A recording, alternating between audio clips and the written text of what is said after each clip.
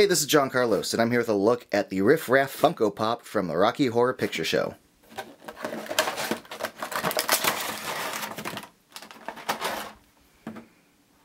Not only am I happy that they make Rocky Horror Picture Show pops, but I love that we have a RIFF RAFF pop because Richard O'Brien, the creator of the whole thing, it's great to have him in pop form.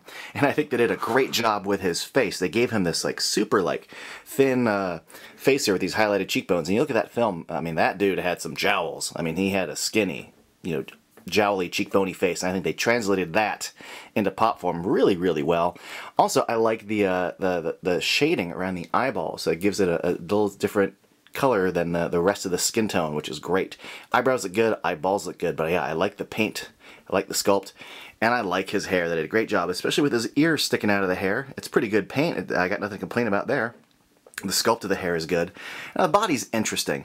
On first looks, I gotta say, it looks like they honored the costume pretty well. I like the fact they included the blood on his vest, the little blood on his shoe spat.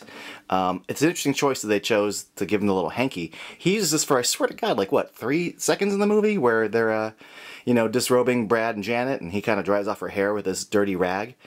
Such a small prop. Like a shortly used prop to include with the figure, but still, I look at it and it's appropriate to him, and I like the paint on it.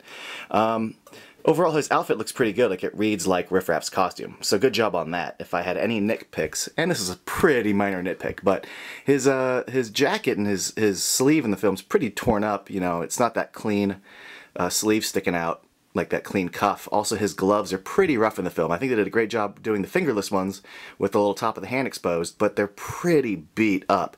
See how the edge of his vest is all torn up? I wish his gloves had been kind of sculpted or painted with little roughed edges too, because they're pretty rough in the film. But all that's really no big deal. I mean, you look at the vest, the jacket, the gloves, the shoes. I mean, it looks like Riff Raff. One curious thing, though, is that they didn't include his humpback on the back here. Like, granted, you won't see it from the front, but it would be a nice little detail to just have a hump right back there where it should be. But other than that, Riff Raff looks great. I think if you're a fan of the character, I don't see why you wouldn't love this. He looks just rad sitting there on the tabletop. I dig it. Thanks for watching.